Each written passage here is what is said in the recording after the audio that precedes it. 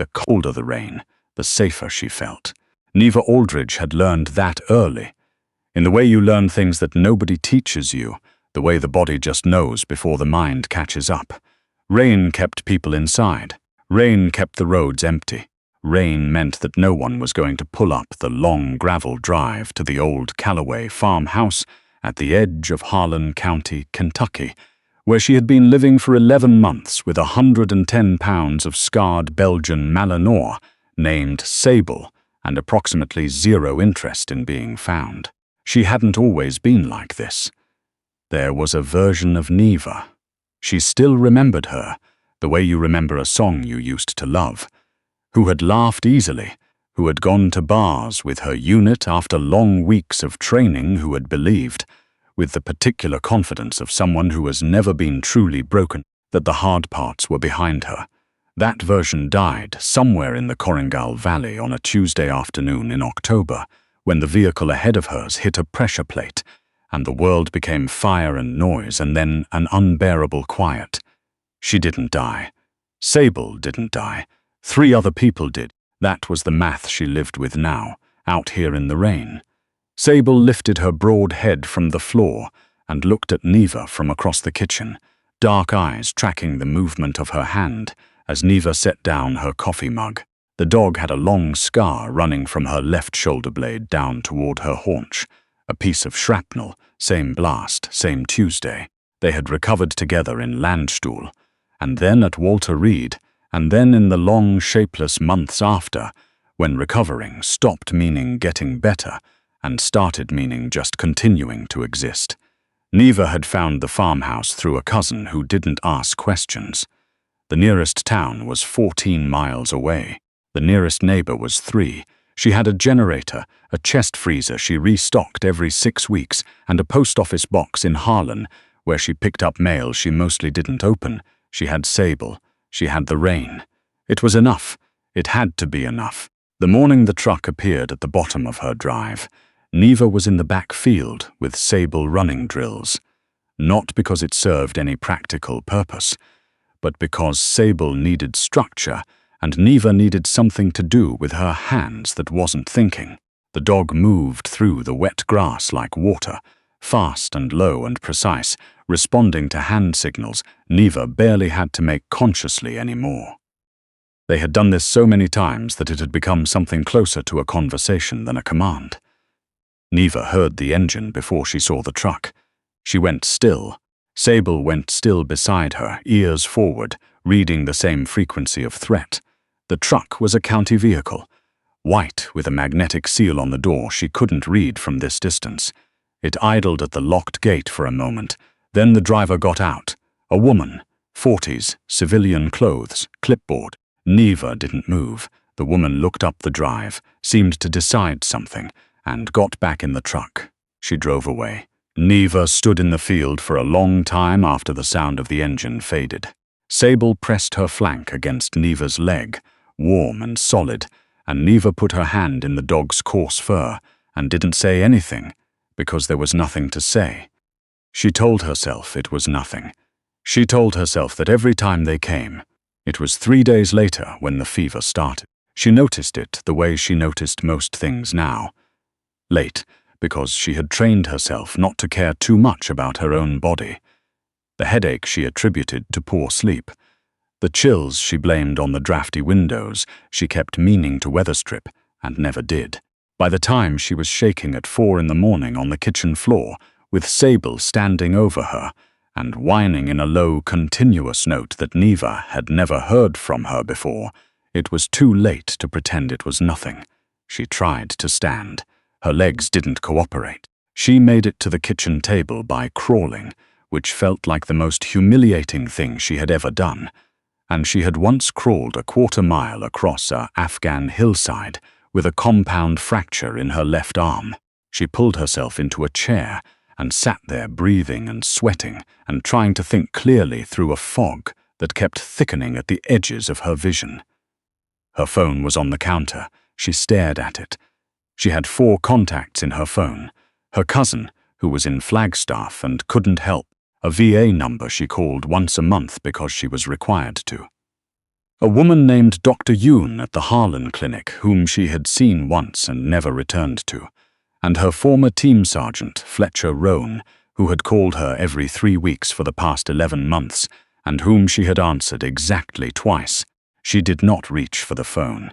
Sable put her front paws on Neva's thighs and looked up at her with those dark, grave eyes, and Neva thought, with the particular clarity that high fever sometimes brings, "If something happens to me out here, what happens to you?" That was the thought that made her pick up the phone. Not self-preservation, not fear. The thought of Sable alone in this farmhouse, waiting. She called the VA number because it was the one that wouldn't require her to explain herself to anyone who knew her. An automated system transferred her twice. A woman finally answered, and when Neva described her symptoms, the shaking, the sweating, the confusion, the fact that she had apparently been running a fever for days without noticing, her voice changed into the specific register of someone trying not to alarm a patient they are, in fact, alarmed about. "Can you drive?" the woman asked. Neva looked at her hands. They were trembling in a way that didn't belong to her. These were not her hands. "No," she said. "I'm sending someone." "Don't," she started, and then stopped, because the fog was coming back in, and she couldn't remember what she had meant to say after that. The EMTs arrived in 40 minutes, which meant someone had driven very fast down 14 miles of county road. There were 2 of them, a man and a woman, both young, both professional, and both visibly uncertain about Sable, who stood between Neva and the door and did not growl but did not move. "She won't let them in," Neva said, from the chair where she had not moved in 40 minutes. "Can you tell her it's okay?" the female EMT asked. Neva used the signal, a 2-fingered point to the floor, held for a count of 3. Sable dropped immediately but kept her gaze fixed on the strangers, tracking every movement. The EMTs came inside with the careful deliberateness of people who were not going to make any sudden moves, and Neva appreciated that about them, that they understood something without being told. Her blood pressure was bad. Her temperature was 103.8.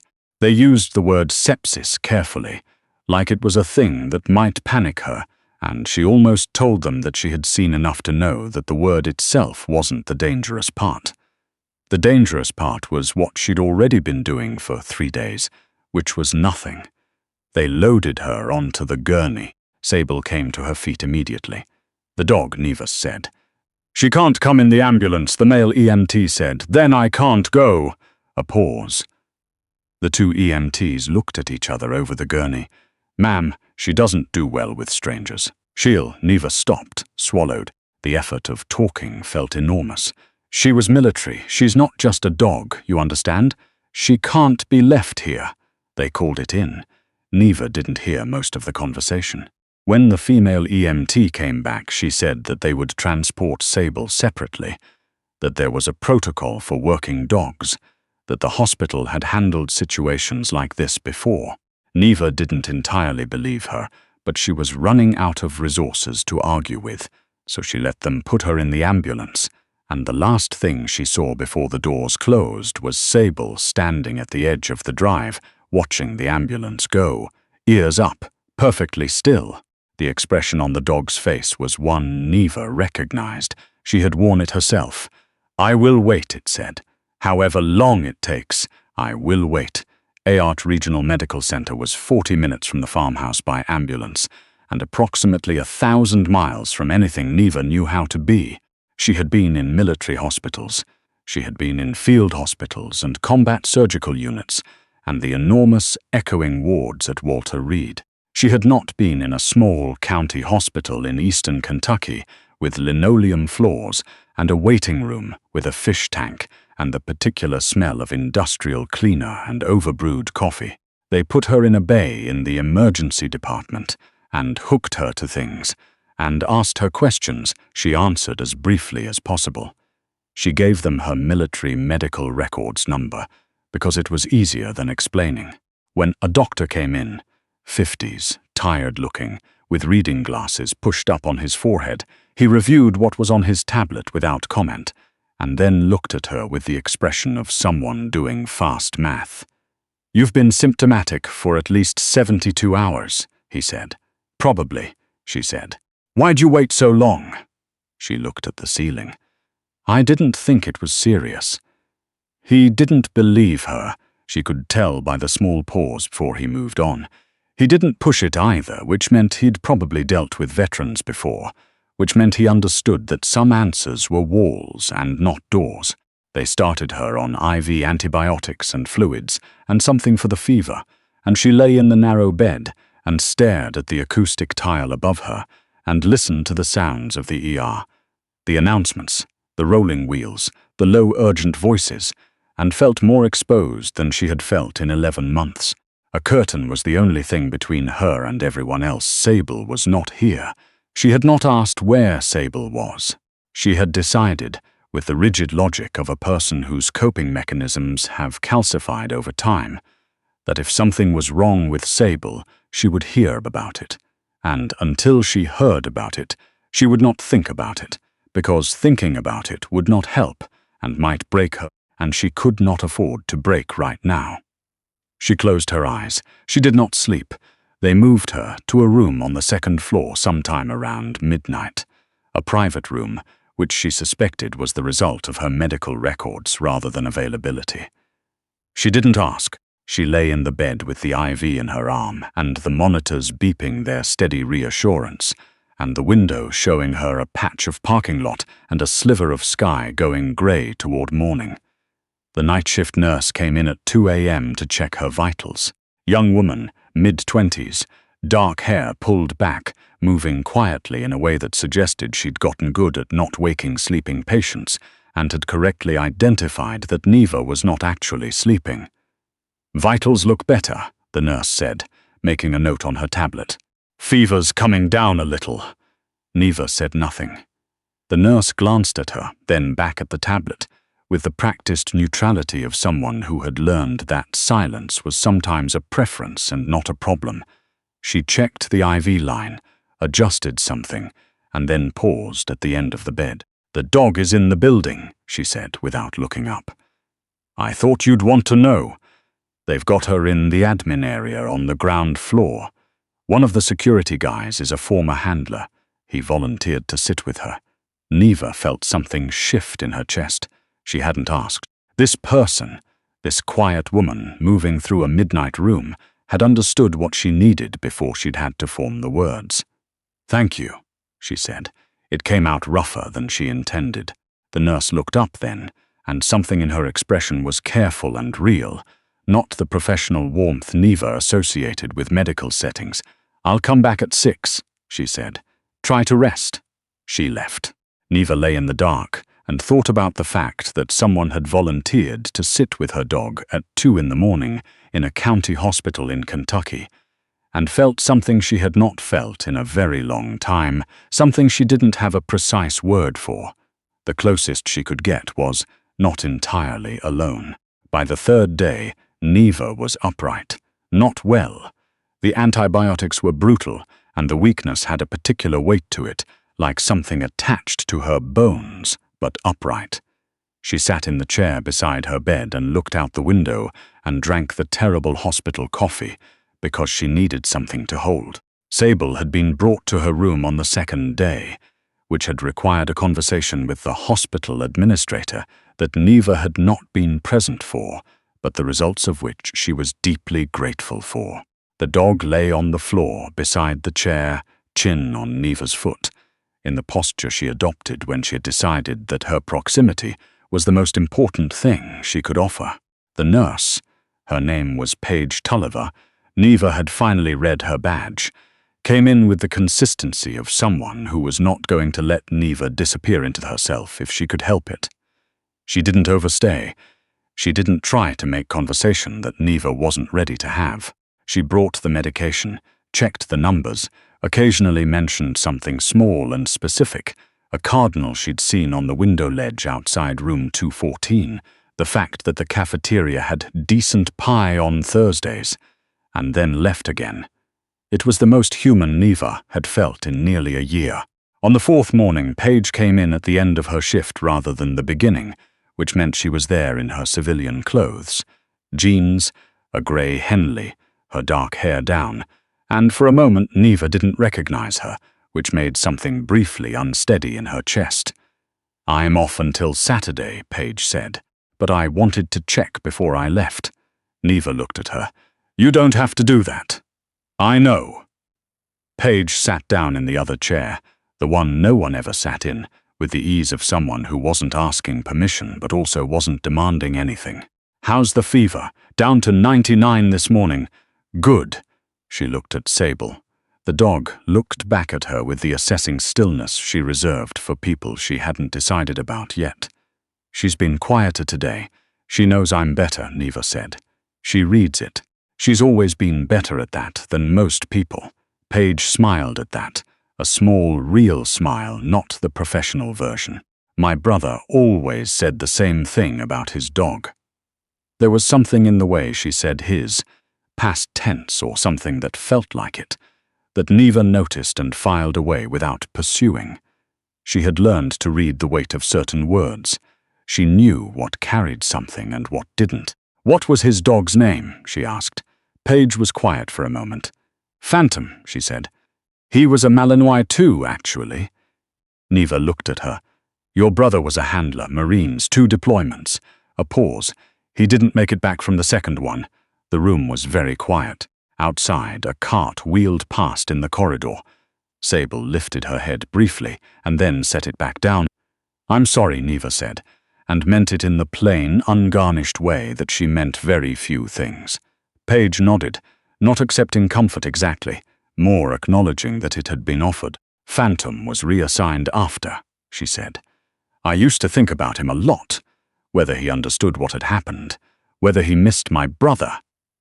Neva thought about Sable, about the way the dog had stood at the end of the drive watching the ambulance leave, about the weight of what a working dog carries, which is not just training, and not just instinct, but something that lives in between those things and doesn't have a clean name. "They know," she said quietly, "more than we think they do." On the 5th day, Neva's former team sergeant showed up. She heard him before she saw him. Fletcher Roan had always moved like a man who believed that the world should be informed of his arrival. Boots hitting the linoleum with the specific cadence of someone who had spent too long in environments where you announced yourself or got shot. And then he was in the doorway, 6'2", grey at his temples now, looking at her with an expression that was 1 part relief and 3 parts the kind of anger that comes from being scared on someone else's behalf. Sable was on her feet before he made it 2 steps into the room. "Easy," Neva said to both of them. Sable didn't stand down. She positioned herself between Neva's bed and Fletcher, and held there, watching him with a stillness that was not aggression, but was absolutely a warning. Fletcher Roan, who had been in special operations for 22 years and had encountered most of the things the world could put in front of a person, stopped moving and looked at the dog with appropriate respect. "She's not going to let you in," Neva said. "I noticed." He didn't try to come closer. He stood in the doorway with his arms loose at his sides. "Hello, Aldridge. Roan, you look terrible. You called me 11 times in the last 3 days. You know why." He looked at her, not the surface look, the real one, the one that had spent 20 years reading people in high-stakes situations. "You were septic, Neva. I'm aware. You were alone up in that farmhouse for 3 days with."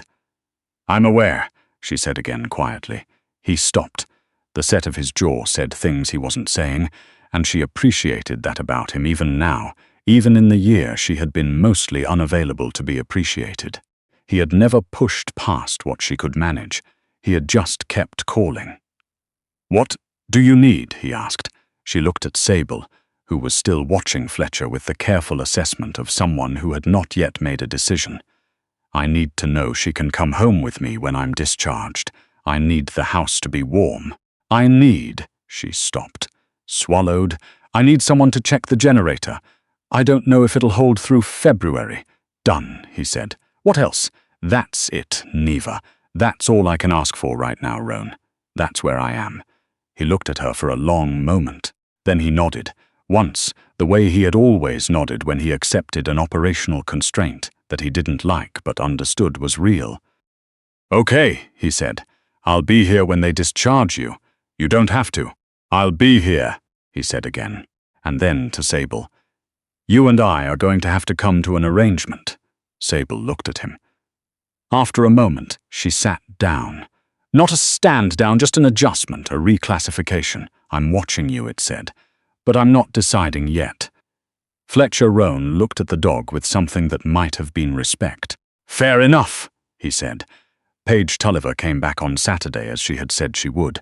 She arrived mid-morning, again in civilian clothes, with 2 cups of coffee from a place in town that was not the hospital cafeteria, and she handed one to Neva without asking if she wanted it, which meant she had somehow already determined that Neva was the kind of person who always wanted coffee and would not ask for it. She was not wrong. Fletcher was gone.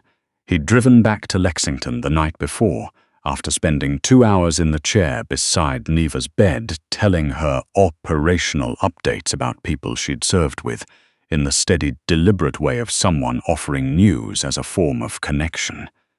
She had listened more than she'd talked. That was the best she could do. He had accepted it. Neva and Paige sat with their coffee in the grey February light, and Sable lay on the floor between them in the posture she had been slowly settling into over the past 24 hours, still watchful, but no longer at the hair-trigger alertness she defaulted to around strangers. "She's starting to trust you," Neva said, looking at the dog. Paige glanced down at Sable. "How can you tell?" "Her ears, and where she's facing. When she doesn't trust someone, she angles herself, so she can see them in her peripheral. She's not doing that with you anymore." Paige was quiet for a moment. "Is that what you do too?" It was asked lightly but not carelessly. Neva looked at her. "Probably," she said. The coffee was good. Outside the window the sky was the particular flat white of a Kentucky winter, the kind of sky that feels like it's holding its breath. Neva had grown up in eastern Kentucky, 3 counties over, in a town that had gotten smaller every year she'd been gone. She had not expected to come back here. She had not expected to come back anywhere, if she was being honest about it. "Can I ask you something?" Paige said. Neva waited. "You said she was military." "Sable." Paige looked at the dog. "What happened? To get you 2 out?" It was a careful question. Not what happened to you, which was the question people wanted to ask, and which closed Neva down immediately, but what happened to get you out, which put Sable at the center of it, and gave Neva somewhere to stand. That wasn't the raw, exposed middle of her own story. She looked at Sable, at the scar along the dog's left side, at the grey already coming in at her muzzle, which meant she was getting older faster than Neva was ready for. "We were on a route clearance," Neva said. "Korengal Valley." She was working about 30 meters ahead when the first vehicle hit the IED. The blast caught her on the side. Shrapnel. She went down. She paused. "I went for her before I should have. I wasn't thinking tactically. I was just—" She stopped. "You went for her," Paige said. "Not a judgment, just a confirmation." "Yeah." Neva looked at the window. The medic said later that it was probably the dumbest thing I'd done in 6 years of deployment. He was right. I knew he was right. I couldn't have done anything different. Sable raised her head and looked at Neva with those dark, steady eyes, and Neva thought, as she had thought 100 times in the farmhouse in the field, in the long middle-of-the-night hours, that the dog understood more of this than she should, that she knew her own story, that she carried it differently than a person would, without the narrative weight, without the second-guessing, but she carried it. "My brother went back for Phantom," Paige said quietly. "Under fire. He got Phantom out." Neva turned to look at her. Paige was looking at Sable. Her hands were still around her coffee cup. "He didn't make it back himself, but Phantom was safe." She was quiet for a moment. "For a long time I was angry about that. I thought, why would you do that? Why would you choose the dog?" She paused. "And then I thought about it differently. I thought about what he would have been if he hadn't. If he'd come home and Phantom was gone and he'd left him there. I don't think he would have been okay." The room held the words.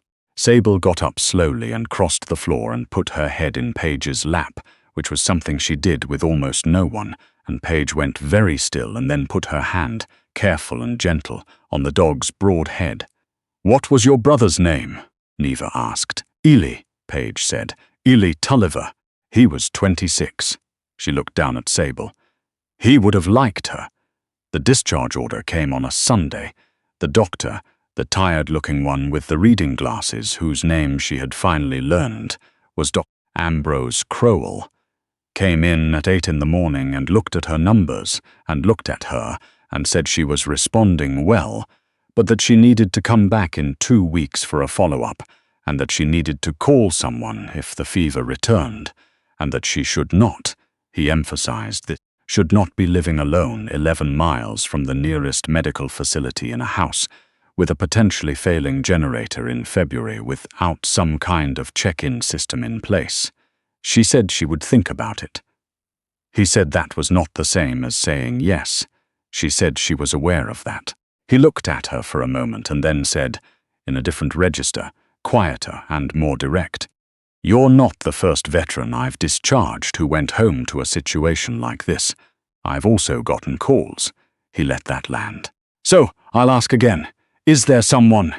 She thought of Fletcher Roan, who had already said he would come back. She thought of the check-in calls, 3 times a week, that she had been mostly ignoring. "There's someone," she said. He held her gaze for another moment, decided it was enough, and signed the discharge paperwork. Paige was not on shift. Neva had known this, had checked in the way she checked things now, with the systematic thoroughness that was either a tactical habit or anxiety, and she was no longer certain which. She had not planned to say anything. She had planned to leave, which was what she was good at. But she stopped at the nurse's station on the 2nd floor and asked for a piece of paper because she didn't have a card, because she was not the kind of person who had cards. She wrote her phone number on it. She wrote her name. She wrote nothing else, because there was nothing else she knew how to write, and she left it with the charge nurse with instructions to pass it to Paige Tulliver. Then she walked to the elevator with Sable at her heel and felt, for reasons she couldn't entirely articulate, like she had done something dangerous and necessary, in the way that the best and most terrifying things usually were. Fletcher was waiting in the parking lot with his truck running and the heat on. He loaded Sable into the back seat without being asked, using the specific calm he always used around working dogs. No sudden movements, no reaching over the head. The back of his hand offered first, and then withdrawn, and Sable, who had reclassified him somewhere in the past 48 hours from threat to unknown, accepted this without incident. Neva got into the passenger seat. She had not been in a vehicle with another person in 11 months. The smallness of it, the proximity, was something she registered in her body before she registered it in her thoughts.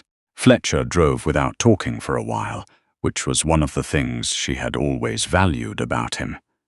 The road out of Harlan was wet from overnight rain, the trees on either side of the mountain highway bare and grey, the sky pressing down low with the particular weight of February in Appalachia. "Generators fixed," Fletcher said eventually. "And I stocked the freezer. You didn't have to do that. Neva, I know." She looked out the window. "Thank you." The miles went by. Sable had her chin on the center console, watching the road ahead with the alert focus she always had in vehicles, because vehicles had once meant something, had meant going somewhere that mattered, meant the particular forward tension of operational movement, and some things stayed in the body long after the context for them was gone. "Roan," Neva said, about 8 miles from the farmhouse. "Yeah, the check-ins." She said it toward the window, not toward him. 3 times a week. "I'll answer." He didn't make a production of it, which she needed him not to. He just said, "Okay," in the same voice he'd used for done, and I'll be here, the voice of someone who had been waiting a year for something and was not going to make her feel the weight of that. They turned onto the county road. The gravel drive came into view. The farmhouse was exactly as she'd left it, grey and still in the winter light, the overgrown field behind it showing the pressed-down traces of her and Sable's morning drills. She had thought in the hospital that she would feel something complicated returning to it. Dread, or relief, or the sharp-edged guilt of someone who keeps choosing to stay small. What she felt instead was simpler and more surprising. She felt like it was hers, like she had left it and come back. And the coming back was different from the leaving, and that difference had a name she wasn't ready to use yet, but she could feel the shape of it. Fletcher stopped at the gate. He got out and unlocked it without being asked, swung it open, got back in the truck. Sable was already looking toward the farmhouse. Her whole body was oriented forward, and her tail, which moved rarely and never for empty reasons, swept once across the back seat. "Home," it said. "We're home." Neva felt the sting in her eyes and let it come, just for a moment, because Fletcher wasn't looking at her, and Sable was already ahead of them in her mind, and there was nobody to perform anything for. She let it come, and then she let it go. "You can leave after you help me unload," she said. "Yes, ma'am," Fletcher said, and put the truck back in gear. 2 weeks later, on a Thursday afternoon, her phone rang. Not Fletcher. He called at 7 a.m. On Tuesdays and Thursdays and Saturdays now, consistent as weather, and she answered, and sometimes they talked, and sometimes they just maintained the connection in silence, and that was enough. Not the VA number, which she'd finally scheduled a proper appointment with, first one in 9 months. Not the county extension office, which had sent a representative twice since her discharge and received actual responses both times rather than a locked gate and nothing. The number was unfamiliar. She answered anyway. "It's Paige Tulliver," the voice said. "I got your note." Neva was standing in the kitchen. Outside, Sable was in the back field, working the perimeter in her slow afternoon pattern, visible through the window as a low, dark shape moving through pale grass. "I didn't know if you'd call," Neva said. "I thought about it for 2 weeks," Paige said. "I kept picking up the phone and putting it down. What made you call today?" A pause. "I drove past a Malinois at the animal shelter on my lunch break." She looked like Sable. Another pause, shorter. "I don't know. I thought, I've been talking to a ghost. My brother's been gone for 3 years, and I'm still having the conversations with him that I never finished. And I thought maybe I could have some actual conversations instead." She said it like someone who had rehearsed it, and then said it differently than the rehearsal, with someone who understands some of it. Neva was quiet for a moment. Through the window, Sable completed her perimeter and turned back toward the house, moving with her characteristic purpose, the scar on her side catching the low afternoon light. "I understand some of it," Neva said. "I know." Paige's voice was steadier now. "That's why I called." They talked for an hour, which was 45 minutes longer than Neva had talked to anyone on the phone since she'd come to Harlan. They talked about Eli Tulliver and what he'd been like before the Marines took what was softest in him and sharpened it into something else. They talked about Phantom and about Sable and about what it was like to take care of an animal that had been through the same things you'd been through, the way that made some days easier and some days unbearable. They talked about Harlan County in February and whether it had always been this kind of grey or whether you just noticed it more when you were alone. "I'd like to meet her," Paige said near the end. "Sable, again, I mean. Properly, when you're ready." Neva thought about the dog putting her head in Paige's lap. The way Sable's ears had shifted from guarded to neutral to something warmer than neutral, which was as much of a recommendation as anything Neva knew. "She already decided," Neva said, "the day you came back in your civilian clothes. She reclassified you. Is that good? It means you're not a stranger anymore." She paused. "That's hard to get. She doesn't give it to many people." The afternoon light was coming through the kitchen window now at the long angle of late winter, the kind of light that came in low and warm and made ordinary things look considered. Sable scratched at the back door. Neva crossed the kitchen and let her in, and the dog moved through the room with the comfortable authority of a creature who knew exactly where she was and where she belonged. "Next Thursday," Neva said, "if you're not working, you could come out." A pause on the other end of the line. "Then, I'm not working Thursday. There's a place in town that has decent coffee. You'd have to bring it." "I'm not set up for visitors." Paige laughed. A small, genuine sound. "I'll bring the coffee." "Good," Neva said. She stood in the kitchen after she hung up, the afternoon light coming in at its long angle, Sable pressing her warm flank against Neva's leg in that particular way she had. Not demanding anything, just making herself known, just saying "I'm here" in the only language she had, which had always been enough. Neva put her hand in the dog's fur.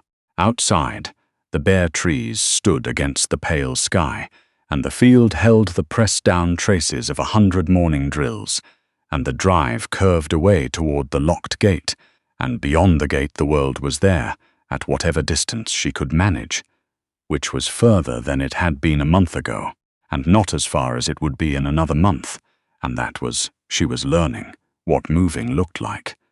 Not fast, not clean, not the way she'd once believed it was supposed to look. Just a little further each time, just a little less alone.